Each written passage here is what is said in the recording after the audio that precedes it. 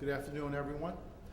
I'd like to thank several of the speakers ahead of me who mentioned some of the work that IHS has done in this area and had cited some of the research that we've done to clarify and explain some of the opportunities and trends that the U.S. shale industry is impacting, not only energy but also chemicals as well. Just a quick introduction so that you'll be a little more familiar with IHS. We're an international econometrics, industry research and analysis group focused on large-scale industries that have significant capital issues to deal with. So things like energy, refining, power, chemicals, defense, electronics, semiconductors, power. The way we've structured ourselves is our business model has been to acquire name recognition companies that participate in each of these industries. So you'll recognize that we have aerospace and defense, that's represented by Jane's Defense. We have automotive, which is R.O. Polk. We have energy, which is Cambridge Energy Research and Pervin and Gertz. And then we also have technology, which is iSupply. And in chemicals, we've grown by bringing together a number of world-class brands. In the last few years, my heritage has been with CMAI, Chemical Market Associates. We also brought together SRI, Stanford Research, Harriman Consult, and Chemical Week. So just a quick intro as to where we're at. I manage the chemical consulting operations. We work one-on-one with industry participants globally to look for opportunities and manage risks within this changing environment. So today we'll talk a little bit more. A number of the presenters this morning and before lunch and after lunch talked about issues around the chemicals industry, talked about the opportunities that shale represents. We're going to take a little bit of a deeper dive in the next couple of minutes and talk more specifically about the chemical industry and the ways in which it's being impacted by the evolving shale industry. We'll also mention and discuss the issue of feedstocks. We'll delve more in depth into ethylene, and representative of the plastic sector would be polyethylene. And then we'll wrap up with some meaningful conclusions. So the first thing you should recognize about the chemicals industry is that it is very fragmented. There's no such thing or simple thing as a chemical. Each chemical has a different set of feedstocks that it's made from. Each chemical has different technology, different producers and companies that produce them, and certainly different end uses, growth patterns, and applications.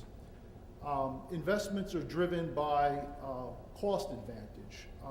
60, 70%, oftentimes, maybe even more, of a chemical's manufacturing cost is driven or represented solely by raw materials. So feedstock and back integration is a key part of any chemical company strategy. Demand growth is driven by penetration into end-use products. So the closer you get to the consumer, the higher likely you're able to achieve and extract value from your products. Hence more emphasis on specialty chemicals and performance chemicals. And we need to understand the entire value chain in order to make meaningful business strategies. So here I've sketched out the petrochemical value chain, and it starts with oil and gas production, hydrocarbon feeds coming from both the oil refineries as well as gas processing. And then it goes through what we call monomer or base chemicals. That's typically an ethylene plant. The next area is derivatives and intermediates.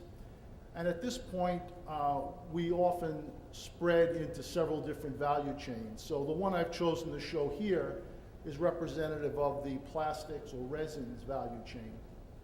And in that regard, we'll move on to what we call converters, many of which are in the upper Midwest, who buy plastic resin in raw form, pellets, for example, and produce articles that get closer and closer to the end customer. Films, injection molded products, bottles, parts, etc. On to manufactured goods, retail, and ultimately to customers. We can depart from that point on that value chain, derivatives and intermediates, and go into several other areas: synthetic fibers, nylon, polyester, polypropylene. We can go into industrial chemicals, antifreeze, construction materials like polyurethane foams, etc. But we're focusing here on the one that we think is most interesting in the evolving shale feedstock outlook. So we talked before in some of the earlier presentations about the recovery of chemicals industry. And this is a chart that talks about production of chemicals and plastics. So it's sort of a hybrid index of chemical production. 1990 will set at 0. And we enjoyed strong growth through the 1990s up until 2000. In 2001, with 9/11, we had a slight drop-off in the economy, which certainly impacts chemicals. We rebounded back in the 2002 to 2006 period, at which time a lot of additional capacity was coming on stream in the Mideast.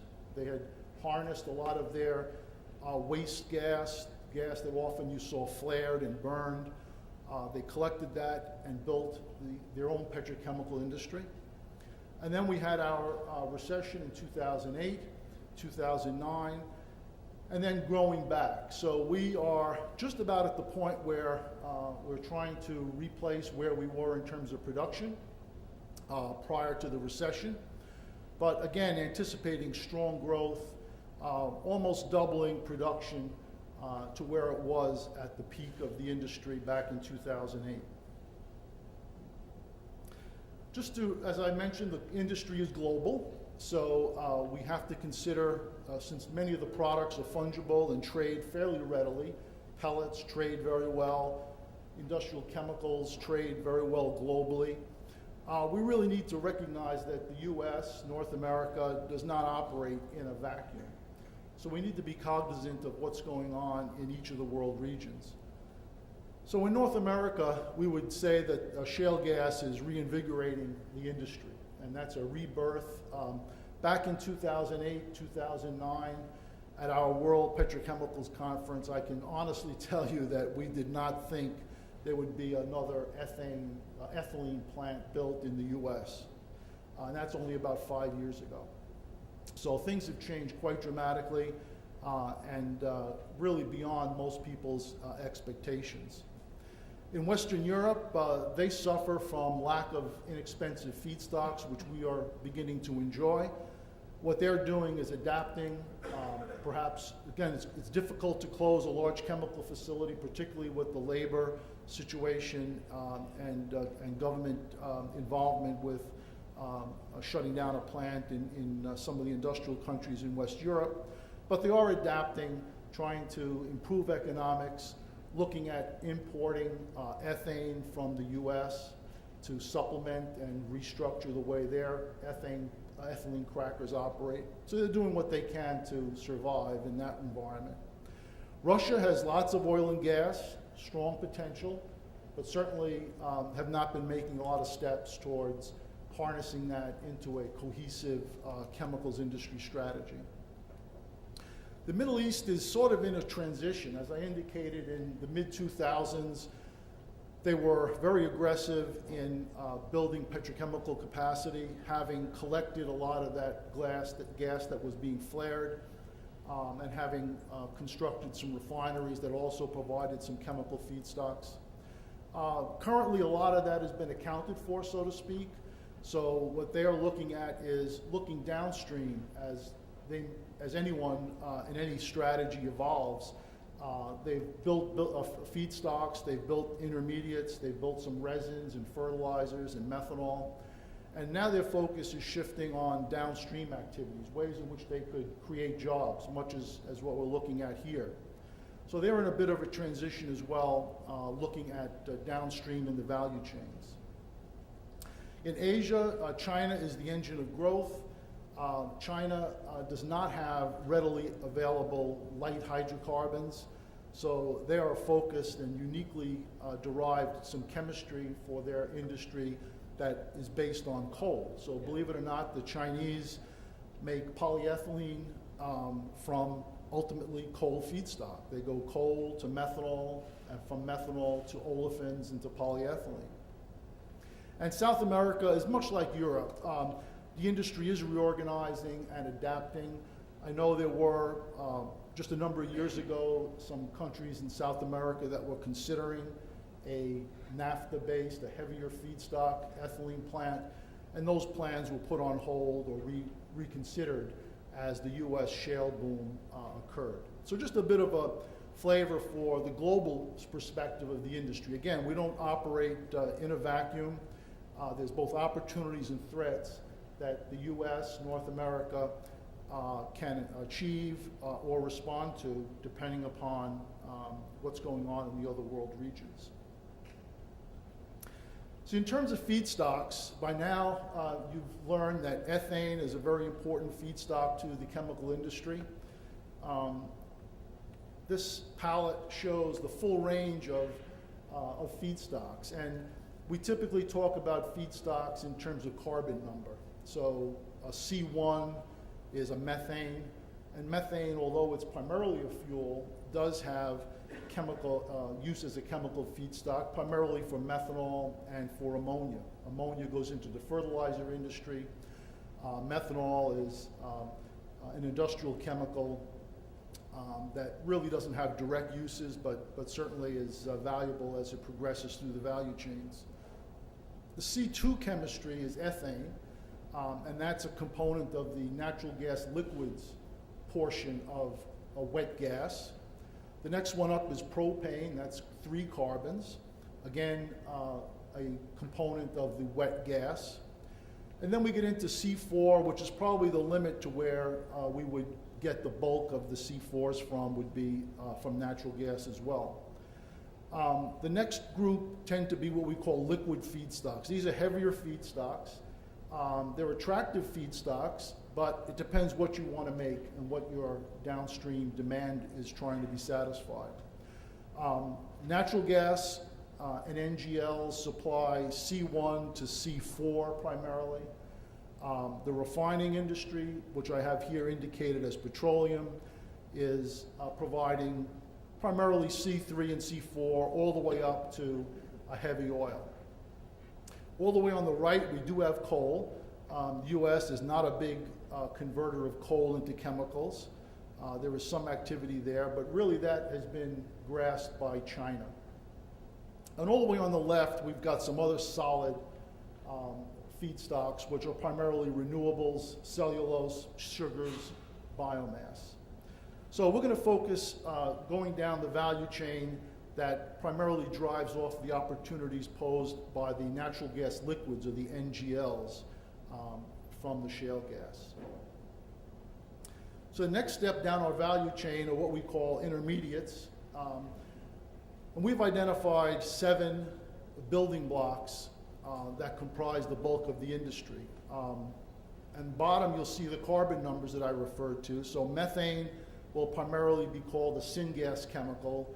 With syngas, we'll make ammonia and methanol. Then C2, C3, and C4 are used to make ethylene, propylene, and also what's called C4 olefins. These are elastomers. Your tires are butyl rubber and other C4s that come out of elastomers. And then all the way on the right are something called aromatics. These are a bit heavier, and they typically are used in things like fibers and some other aspects of the plastics industry. We're going to focus primarily on the C2 carbon and the ethylene pillar of that value chain. So feedstock costs are the important element, and this map lays out all the ways in which the feedstocks and the products interact. On the bottom, we have natural gas going to a gas processing plant. That's the first step in recovery. So natural gas out of the well would first recover ethane, propane, and butanes. Those would be used in producing ethylene using light feedstocks. The refinery up on the top left will provide naphtha and gas oil, which are some of the heavier liquids components into ethylene plants. And then out of the ethylene plant, we'll get everything from ethylene to propylene. Butadiene is the C4, which goes into elastomers, rubber, et cetera. And you get a whole, depending upon the feedstock, you'll get a whole range of products out of that. So recent news demonstrates a substantive shift in energy dynamics. And then the natural gas supply chain, which is what we're talking about today. Again, just the mapping out wellhead gas, recovering in a gas processing plant, producing dry gas, which is methane for pipeline distribution.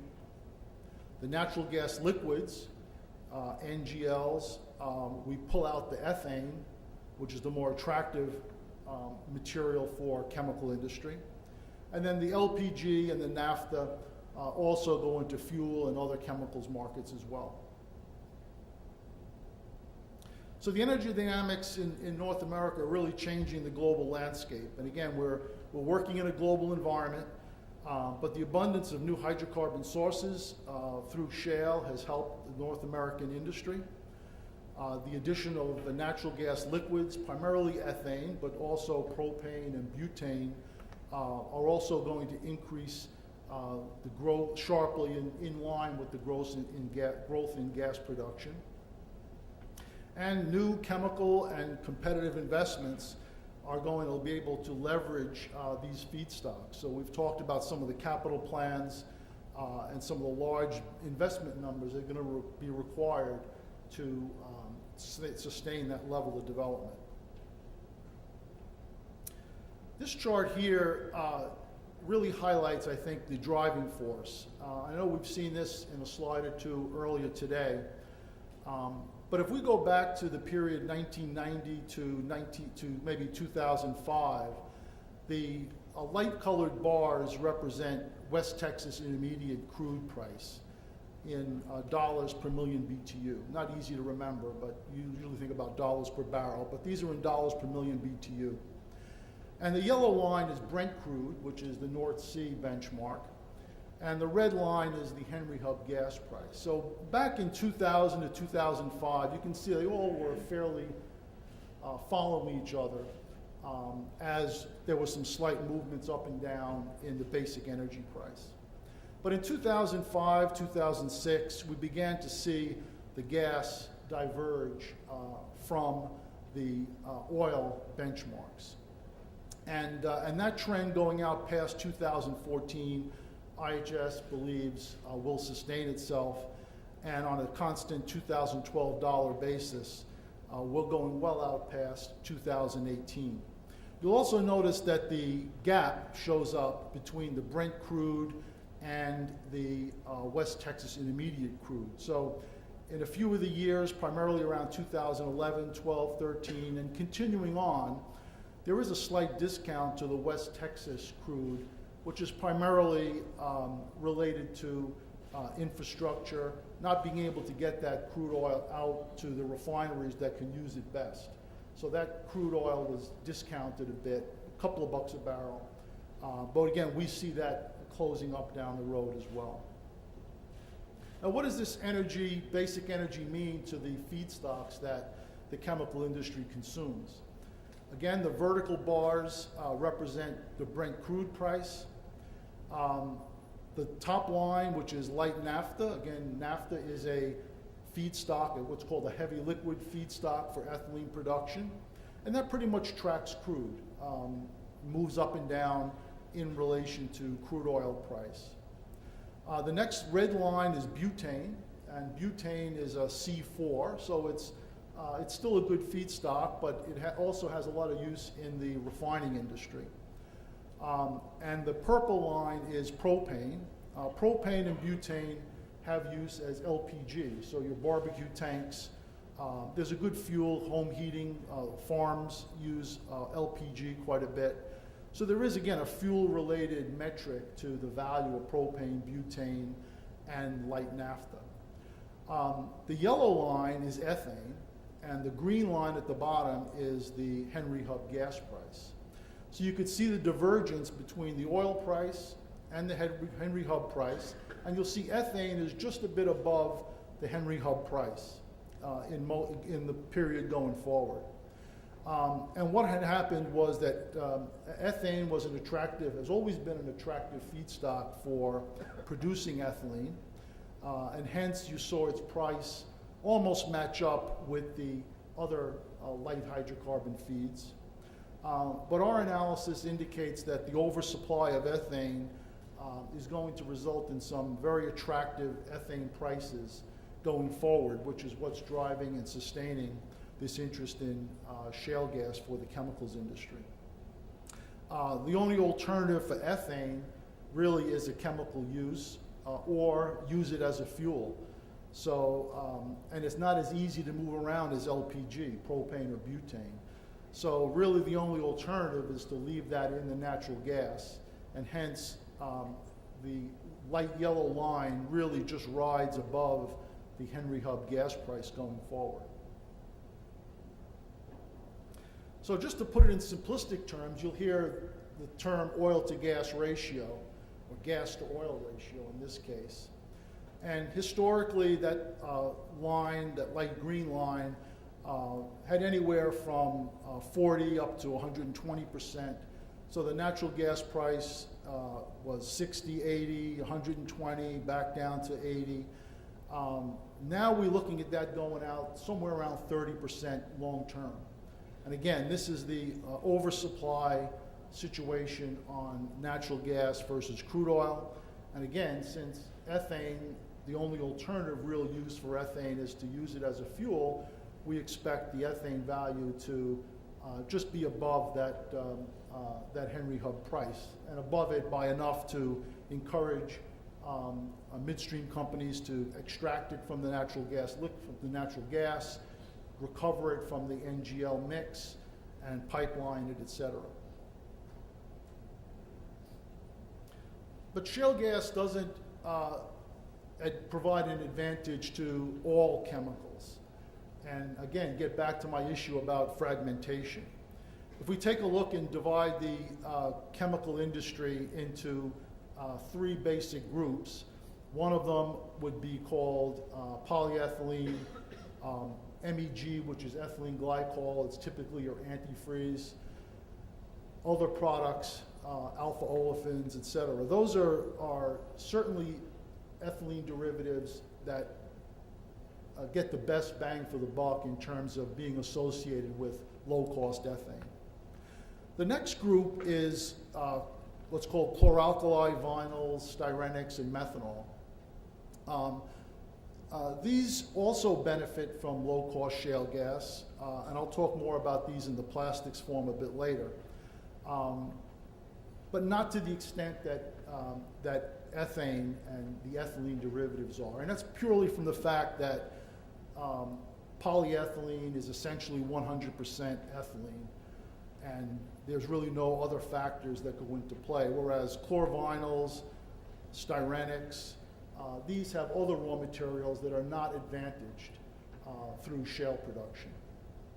The group on the right are the refinery products, and typically they're going to follow oil price. Their economics are going to be oil related. So benzene, toluene, xylene, these are the heavier liquids, the aromatics, and they are not favored by shale gas to any large degree. In fact, the fact that they are produced in smaller quantities as we use light feedstocks hurts their availability and possibly even their price. We talked a lot about the location issues around shale and ethane, and this chart here shows that what the costs are, round numbers, for pipelining ethane, or NGLs, I should say NGLs, down to the Gulf Coast. So if a price exists on the Gulf, it's about 14 cents a gallon to move that NGL mix down to the Gulf Coast from the Marcellus, Utica area, as high as 26 up from Bakken, and then 12 or 18 out in some of the other areas where shale is at. Down in the Texas area, it's about a nickel to move the material. So what this tells us is that there certainly is a viable option to move that NGL down to the Gulf, where there's an established industry, where there's infrastructure. In fact, our analysis that we'll see in a couple of moments shows that a lot of the initial expansions that are related to shale are occurring on the Gulf Coast through capturing and moving the ethane as efficiently as possible, and using that to expand or reconfigure existing plants on the Gulf Coast. But a plant up in the Ohio, Pennsylvania shale, Utica Marcellus area would earn a somewhat lower value as opposed to it being on the Gulf Coast. So it might not be 14 cents, but certainly someone negotiating an ethane value and looking to build an ethylene plant in the Ohio, Pennsylvania area would be getting something less than the 14-cent discount, but certainly make it attractive for that. The second advantage you'll see, and again, a number of my colleagues earlier today had that map that showed the geographic location of plastics producers, converters, plastics consumers. And up in that northeast, Midwest quadrant represents half, 60% of the polyethylene demand for base resin. And again, and a plant in this area that produces polyethylene would be advantaged because of lower ethane values relative to the Gulf Coast alternative. And secondly, access to local customers without having to incur as high a shipping as would be to move resins from the Gulf Coast up to the large converters that exist in the Midwest. So again, two driving forces that make sense for continued development and make sense for these integrated ethylene, polyethylene projects that we're starting to discuss. Let's delve a bit into the ethylene industry, because that's the heart of what's going on and the heart of what shale is impacting. So here's a bit of a flow plan. I guess I should have used a darker font, but I apologize for that. The ethylene plant can produce ethylene for use in polyethylene, which is the top quadrant. And there's three varieties of polyethylene, so nothing simple. We have low density, high density, and linear low density polyethylene.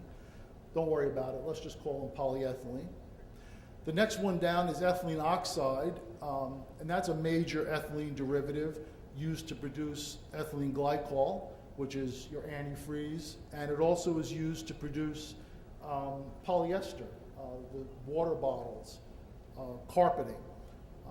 These are derivatives of ethylene glycol as well. The next one in light green is ethylene dichloride, and this is essentially the polyvinyl chloride chain. So your siding on your home, your window profiles, these are all PVC. And they're made from ethylene as well, but only about 28 to 30% of the feedstock is ethylene. The other 70% is chlorine. So it's not fully advantaged as the polyethylenes would be. The next one down is ethylene, ethylbenzene, and styrene. This is a different class of plastics. We'll talk about those in a couple of moments. And then some other derivatives. So the takeaway on this slide here is that the main driver is polyethylene. And the reason is because polyethylene is essentially 100% ethylene. And ethylene, in turn, can be made most effectively and most cost effectively by starting with ethane, which is what we'll get from natural gas liquids. To show that, I'll just show this chart here, which essentially shows the amount of byproducts you get when you make ethylene using ethane. You get very little byproducts. You get a little bit of propylene, but that's about it. If you crack gas oil, you get almost 4 times the amount of byproducts as you get from cracking ethane. Now, that's not a bad thing as long as those byproducts have commercial value, and in most cases they do. The pyrolysis gasoline has an application in extracting benzene, toluene, and xylene. Propylene has value to make polypropylene. The C4s have value, as I said, in rubber and elastomers, tires, that type of thing. But again, if you're interested in making ethylene, IHS's analysis concludes the best way to make ethylene is to crack purity ethane. Also, if you're after propylene, to make polypropylene, the best way to make propylene is by dehydrogenating propane. So we take ethane to make ethylene. We recommend taking propane to make propylene. Once you go past that, the real major source for those other materials comes from cracking the heavier components. And again, the US is moving away from that, as shown by the next slide. North America is actually cracking a larger percentage ethane than even the Mideast at this point. There are some, our definition of Mideast has a couple of countries that have naphtha crackers in them. So there's a tad bit higher. The yellow represents heavier liquids, gas oil and naphtha. Northeast Asia is predominantly naphtha and gas oil cracking. Europe is a little bit more ethane and propane and butane. And then Southeast Asia has a mix that's about 1/3 light feedstocks. Not long ago, the US was probably very close to Southeast Asia or West Europe, where we were cracking quite a bit of heavier liquids and using those byproducts to produce derivatives. As we move to those lighter feedstocks, we're disrupting the balance. And we need to find new ways to make the heavier co-products, propane, C4s, etc. There was a chart in one of the earlier presentations about the cash cost of producing ethylene. And that bottom red line represents ethane in Saudi Arabia. There's a fixed price associated with that. That's not a market price. It's fixed by the government, by the Emirates, who encourage development and downstream use of that material.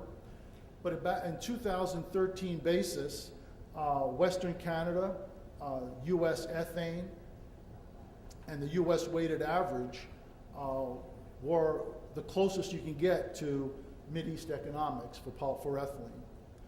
All the way on the right, we had China MTO, that's Chinese methanol to olefins. And in the midway, we have China CTO, which is China coal to olefins. So they, again, lacking the lighter feedstocks, they take coal, gasify it, make methanol, and then on to ethylene and propylene through that method. Again, it's a very dirty process, but again, it's their only way to use indigenous feedstocks to produce the chemicals that they're trying to use as they modernize their economy. If we look at 2023, we see a couple of shifts in that, not really dramatic, but we do have the US weighted average increasing, US ethane increasing. Again, we do expect the price of ethane to go up as alternative uses, meaning additional chemical plants, are built. So we do see those costs going up, but certainly the US, Western Canada will be among the top competitive producers going forward as well. We keep track on a lot of the projects that you've heard and talked about this morning. This is one of our report outs. We track it by estimated year. These represent projects for 2014, 15, 16, pretty much expansions or modernization. So these are plants in which perhaps they're converting from naphtha or gas oil to more ethane, or expanding an existing ethane-based ethylene plant. And then from 2017 on, these tend to be more announcements for new plants, grassroots plants, and you can see they come in stages. So the ExxonMobil plant at Baytown, we have that coming on in two increments, 750 each. Chevron Phillips coming on in 18 at 1,350 metric tons, et cetera. So we consider these projects to be projects that we will track and we think have a reasonable chance for moving forward. The next slide here shows some of the more what we'll call announcements, and I think Irena made that distinction between announcements versus projects, and I think we follow that same type of logic as well. And you'll see a few of them are some smaller plants, Aether, Appalachian. These are some small crackers. But again, Ascent is the Braskem Odebrecht plant in 2019. PTTGC is Thailand, coming out later, probably post-2020. The same with Wanhua. Shell, we have them pegged at 2020. And then some other plants by Williams in Geismar. That's a new plant. There's an expansion on the prior page that was Williams, but this is a new plant in 2020. So overall, we're tracking on the order of well over 10 to 15,000 metric tons of additional capacity. And what do we expect that to do? And we expect much of that to wind up in the terms of trade. As I said, the industry is global. The ethylene derivatives travel quite well. Polyethylene travels very well. EDC travels very well. Ethylene glycol travels very well. So we looked at what we call ethylene equivalents. So in other words, it's not tons of ultimate product, but it's tons of the raw material ethylene that went into producing it. And as you can see, we're predicting a significant growth in net exports for ethylene derivatives from North America going forward past 2013, 2014. And that's that top purple line. The biggest increment in terms of growth is the blue bar segment called polyethylene. But we also see the yellow bar growing, which is vinyls. And vinyls is PVC, polyvinyl chloride. And polyvinyl chloride benefits because part of it, its raw material is ethylene, which is advantaged. And the other part of the raw material is chlorine. And chlorine is made by electrolyzing salt, and that takes a lot of power. But natural gas is cheap, and many of the chlorine producers use cogeneration technology to generate both inexpensive power and low pressure waste steam that's used by the process. So the vinyls chain, your PVC, is also advantaged quite heavily both by the ethylene economics and by the low cost natural gas fuel. So again, we see the U.S. is a fairly mature chemical market, right? We'll grow GDP plus a small amount, but the amount of additions that are being planned and discussed really exceed our ability to consume these derivatives. So should be no surprise that this scenario really results and rests on U.S. becoming an exporter of chemicals and plastics and industrial chemicals. Earlier this morning we talked about the hand-holding between stepping up production of ethylene and using the ethylene for derivatives. And ethylene is just like natural gas. It's very hard to store. It's very expensive to ship. So we don't expect the announcements for ethylene plants to be made without similar investments in ethylene derivatives, mostly polyethylene. So that's what this chart shows. The red line shows incremental ethylene capacity announcements.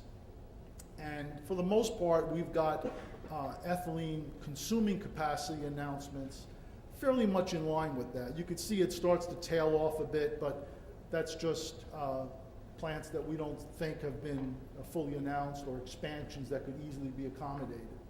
But we do expect the level of integration between ethylene and ethylene derivatives to be locked in line as it was historically. Okay. In terms of polyethylene, today we've talked a lot about the term plastics. But plastics, again, are a very fragmented industry. They have different feedstocks, different applications, different technology, different producers. So that great wisdom that was imparted in the movie clip this morning needs a little bit of context, and that is which plastics are the ones to focus on. And I think the orange color ones are the polyethylene family. These, in our estimation, are the ones that will benefit the most from shale gas through the low-cost ethane and ethylene positions that are going to be developed. The fact that they overlap shows a little bit of the competition between the polymers. And then between polypropylene and high density, there's a slight bit of overlap, and that's in the blow molding market. PVC and HDPE intersect a little bit, and that's in the pipe market. And then the other ones kind of nibble around the areas there.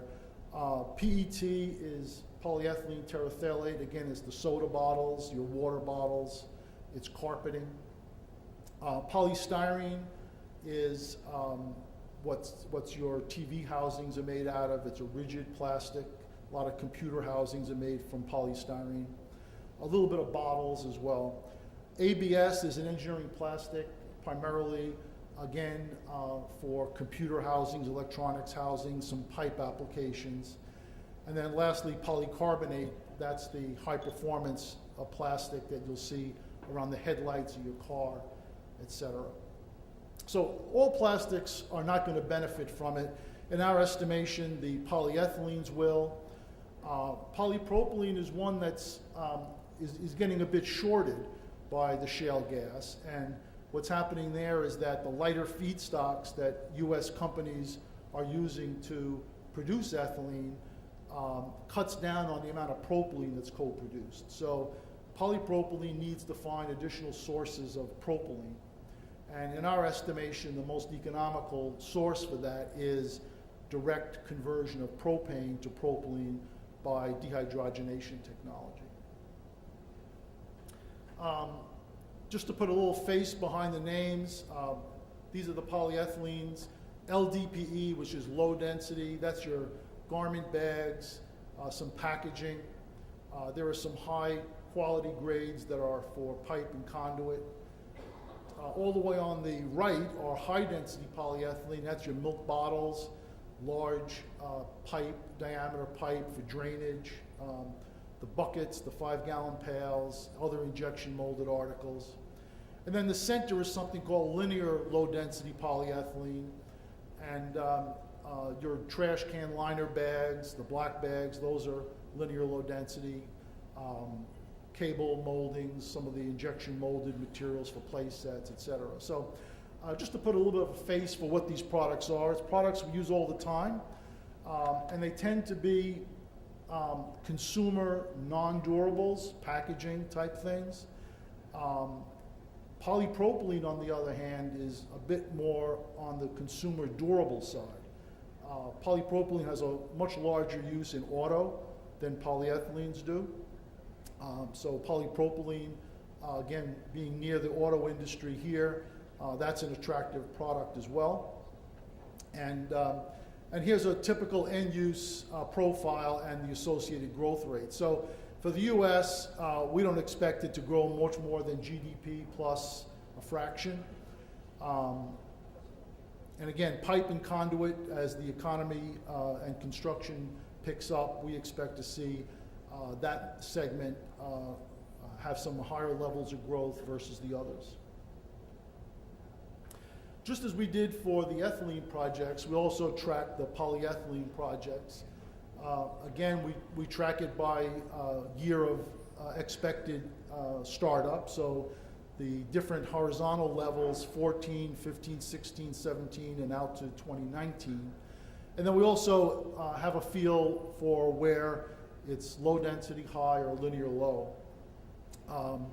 So each of these show the projects that we're tracking. And again, these tend to be projects that are more than just announcements. These, we think, have a high likelihood of being constructed. Again, this represents almost 10 million tons. So we saw 14 or so million tons of ethylene. We're tracking about 10 million tons of polyethylene. And those announcements could easily take that gap up between 14 and 10 pretty readily. Now, capacity changes, you'll see the light blue over in the years 16, 17, and 18. That represents North America. So you can see we've had a long stretch where we've not added polyethylene capacity. In fact, we've shut some of it down in 2009 during the recession. The big additions have been in Asia Pacific, which is the purple, and Africa, Middle East, which is the gray. So during the mid and late 2000s, the Mid East continued to build polyethylene. Why not? It's an easy way to move and take advantage of their low-cost feedstocks. Where did the Middle East use all that polyethylene? They certainly don't have a demand for it within the region. They essentially traded that material out to Northeast Asia, predominantly China. So a lot of that material wound up in Asia. We're starting to see some. We expect some closures in West Europe. That's the little green bars below the zero axis. And then we see the U.S. capacity kicking in 16, 17, 18 at some rather significant levels of capacity that we haven't seen before in North America. Now, where is that polyethylene going to go? U.S. is a growing economy, but we're not using all that polyethylene. So in our estimation, the top brown bars represent North American net trade. So we see going out to 2019, almost 7 million tons of polyethylene being exported. South America, we see becoming a larger importer. Again, they've canceled some of their ethylene announcements, so they're likely to require more polyethylene from imports. But overall, we have a net export position for North America that's going to approach somewhere around 18 to 20% of domestic production. So almost, one out of 6 pounds or tons of polyethylene will be moved offshore, whether it be to South America, Europe, or even to China. All right, some final conclusions.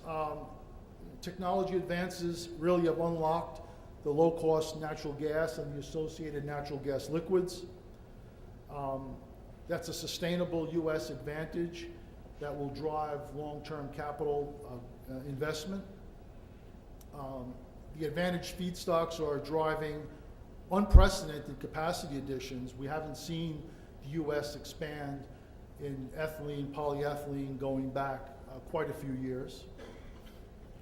Trade will continue to expand, making logistics a fundamental part of any investment decision. So again, we putting a ethylene, polyethylene plant, we've got to have an idea where the customer base is. We have an established customer base in the upper Midwest here. But long term, we need to look at export opportunities as well. Plastics processes are reshoring production capacity, but risks around market growth, regulatory regimes, and capital escalation really are showing the chemical industry is not for the faint-hearted investor. One of the things right now is capital costs. We have clients that are really looking at the cost of these projects from a capital cost perspective. And the run-up in materials, particularly labor and engineering costs, we expect some of these projects that we're tracking to slip a bit as a way to even out the supply-demand on the engineering construction sector. What could go wrong? Economic slowdown, that's certainly always a potential on the horizon. A significant change in the crude to natural gas spread. That was that ongoing maintenance of a gap between oil and gas on a BTU basis. We see some of that right now, oil down to the low 80s. Our view is that that's a short-term readjustment and beginning to readjust as a lot of the U.S. capacity and production is coming on stream, but there is a potential for that as a risk. Anti-shale legislation, things like reactions to plastic bag legislation, tougher permitting around emissions rules, and again, the rising capital cost. We see that quite as a prominent issue that our customers, our clients are dealing with as they look to make investments in chemicals going forward. So that concludes my remarks. I'd be happy to answer any questions. Thanks for your attention.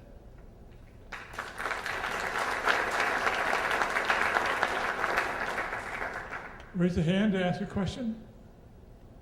If not, for now, Dr. Lendl talked about the strategy of the cracker plants trying to produce or attract clusters of industry around them to make them more attractive and to make what they make more attractive to producers. Do you see clients looking to the Appalachian Basin to do that, given the crackers that are being planned here? Yeah, our information and evaluation is that the risk, the capital, the scale, in order to produce ethylene efficiently, you're talking about scale of around 1 million metric tons, or I had shown those as 1,000 numbers in my tables. Those are where we're at in terms of world scale competitive ethylene plants.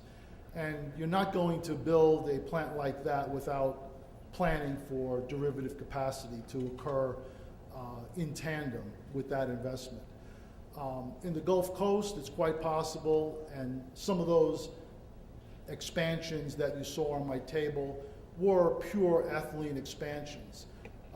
But the Gulf Coast has a very intricate pipeline for ethylene, and you can supply some merchant buyers of ethylene through that existing pipeline structure. That doesn't exist in some of the areas where we're looking at shale production up in the Midwest. So no, I don't expect that to occur without either joint venture or co-planning of ethylene derivatives. Polyethylene is the main one, since it's got an established market. It could be moved easily. Things like ethylene glycol are also easy to move, but again, the markets are not as concentrated and as accessible. So our conclusion is that the industry is, and the announcement you've seen makes sense. It's a matter of managing those through the capacity expansion cycle and capital expenditures. I was surprised to hear you say, if I understood what you said, that the extra capacity, the extra production of ethylene and polyethylene is really going to be for the export market to a great extent. Are there any trade restrictions? Are there any barriers from countries who could be the customers who would slow that down? Or is there any policy in the United States that would slow that down? Not from the United States. I'm not an expert in the world trade areas. I think some of the South American countries do have some restrictions on that. But no, I believe that the ability to produce and export the polyethylene is not a problem. The issue becomes, what do you produce and how do you carve out a competitive position? And I think that gets to technology selection. Again, all polyethylenes are not the same. There's options that you could do to produce a certain grade, target a certain application, and that's going to be part of the marketing strategy that companies will pursue as they formulate the plans. But clearly, the amount of ethylene and polyethylene capacity that you see that's being tracked far outstrips the ability for the U.S. to consume it, and we expect to become have a much greater export position going forward. Again, we do export already, but it's certain grades and certain application areas that the Mideast, for example, Mideast producers talk about commodity resins. They're geared up to make a handful of resins, 3 or 4, 5 resins. U.S. producers have a more sophisticated palette of products that they can produce, and they will produce those because they'll gain a higher value. The plants in the Mideast were built and designed to produce basic, liner grade, linear low density polyethylene, and have that material shipped out in bulk to customers in China. Right. Anyone else with anything? Anthony Palmer, thank you very much. Thanks for your attention, everyone.